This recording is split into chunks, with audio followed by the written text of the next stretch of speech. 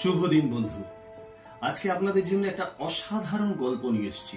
রোমাঞ্চকর, পুরনো, মন ছুঁয়ে যাওয়া এবং অদ্ভুত একটা অনুভূতি আপনাকে গ্রাস করবে ধীরে ধীরে। মনে হবে যেন আপনি সময়ের চেয়ে অনেক পেছনে চলে গেছেন। না, আমি আমি আমি কোনো টাইম ট্রাভেলের কথা বলছি না, আমি কোনো সায়েন্স ফিকশনের কথা বলছি না। আমি আসলে যেটা বলতে চাইছি সেটা হচ্ছে আমি আপনাদের এমন একটা সাগরের গল্প শোনাবো, এমন একটা সমুদ্রের গল্প শোনাবো যে সমুদ্রে জল নেই। হ্যাঁ বন্ধু, আছে পৃথিবীতে, আমাদের কাছে, আমাদের চোখের সামনে, কিন্তু আমরা জানি না। আমরা যাই, আমরা ঘুরতে যাই, আমরা দেখতে যাই, আমরা ছবি তুলি। কারুর কারুর আবার পছন্দ হয় না এরকম নেড়া জায়গা, আবার কারুর কারুর মনে হয় যে না, এ তো স্বর্গ, এরকম তো কোথাও দেখা যায়নি। কিন্তু কতগুলো ব্যাপার আছে যেখানে অদ্ভুত কিছু অনুভূতি